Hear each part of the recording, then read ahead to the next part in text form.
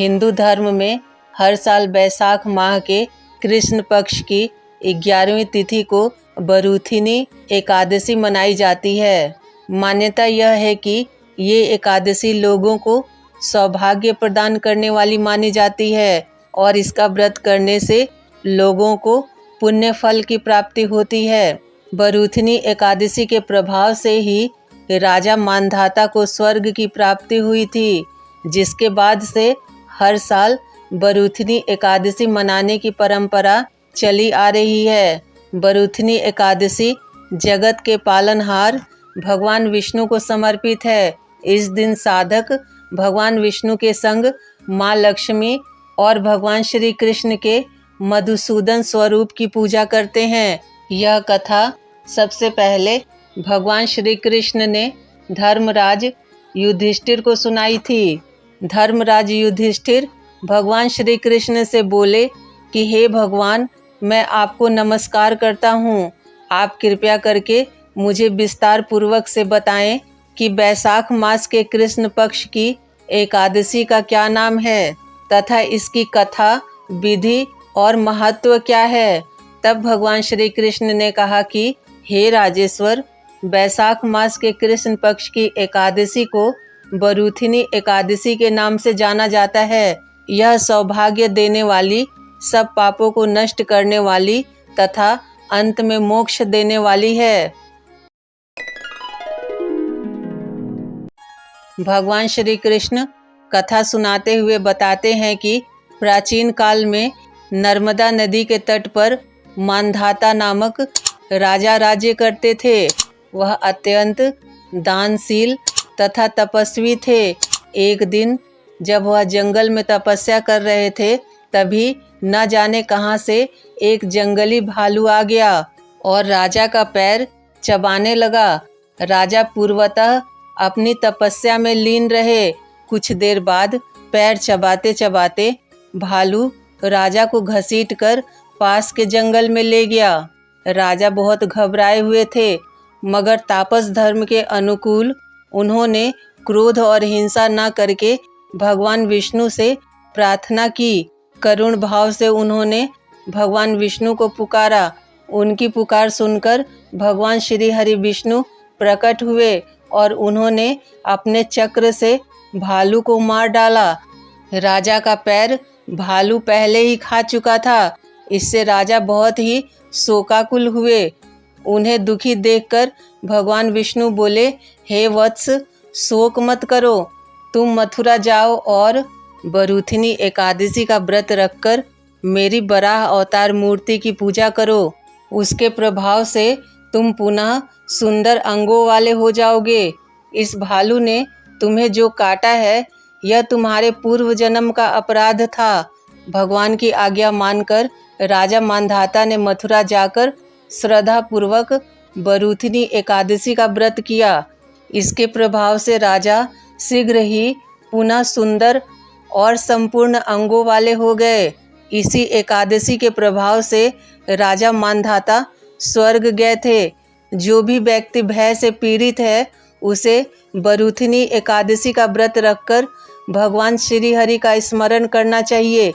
इस व्रत को करने से समस्त पापों का नाश होकर मोक्ष मिलता है।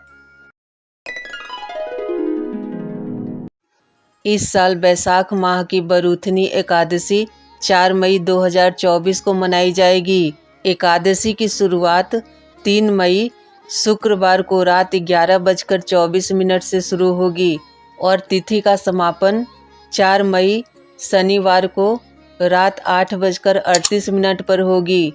बरूथिनी एकादशी का पारण 5 मई को सुबह 5:37 से लेकर 8:17 तक होगा। एकादशी की सुबह जल्दी उठकर स्नान करके साफ कपड़े धारण कर लें। इसके बाद मंदिर की अच्छी तरह से सफाई कर लें। फिर देवी देवताओं को स्नान कराने के बाद साफ कपड़े पहनाएं और मंदिर में दीप प्रज्वलित करें। इसके बाद व्रत का संकल्प लें और भगवान विष्णु का ध्यान करें। इस दिन भगवान विष्णु के साथ ही माँ लक्ष्मी की भी पूजा करनी चाहिए। भगवान विष्णु के भोग में तुलसी दल को जरूर शामिल करें। इस दिन उपवास रखना बहुत उत्तम होता है। अगर उपवास ना रख पाए तो कम से कम अन्न का त्याग करें। साथ ही भगवान कृष्ण के मधुसूदन स्वरूप की उपासना करें। उन्हें फल और पंचामृत अर्पित करें। उनके समक्ष मधुराष्टक का पाठ करना सर्वोत्तम होगा। अगले दिन सुबह अन्न का दान करके व्रत का पारण करें। बरूथनी एकादशी पर प्रेम, आनंद और मंगल के लिए मधुराष्टक का पाठ करें। कठिन से कठिन समस्याओं के निवारण के लिए गजेंद्र मोक्ष का पाठ करें। संतान संबंधी समस्याओं के लिए गोपाल सहस्त्र नाम का पाठ करें। भक्ति और मुक्ति के लिए विष्णु सहस्त्र नाम का पाठ करें। पापों के प्रायश्चित के लिए श्रीमद् भगवद गीता के 11वें अध्याय का पाठ करें। ऐसी मान्यता है कि जो व्यक्ति पूरी भक्ति भाव से बरूथनी एकादशी व्रत करता है उनको स्वर्गलोक की प्राप्ति होती है। इसका फल गंगा स्नान के फल से भी अधिक है।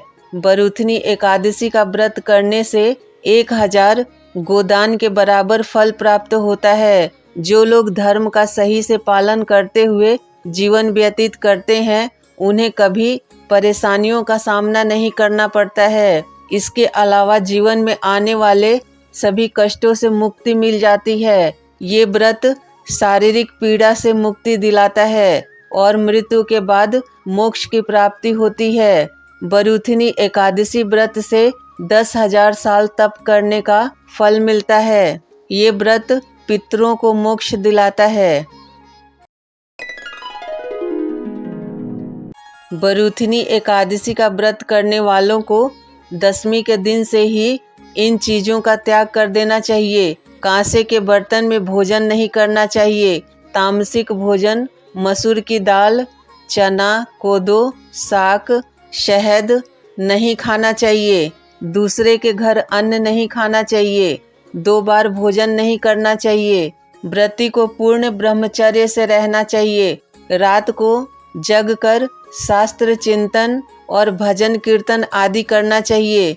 दूसरों की निंदा करना, क्रोध करना या झूठ बोलना भी वर्जित माना गया है। इस कथा को पढ़ने और सुनने वाले सभी भक्तों पर भगवान विष्णु की कृपा बनी रहे। भगवान विष्णु की कृपा से उनकी हर मनोकामना पूर्ण हो। अगर आपको यह वीडियो पसंद आई है तो कृपया चैनल को सब्सक्राइब करके वीडियो को लाइक करें। साथ ही अपने दोस्तों और रिश्तेदारों के साथ जरूर शेयर करें। धन्यवाद। जय श्री कृष्णा। जय श्री हरि भगवान विष्णु। जय माँ लक्ष्मी।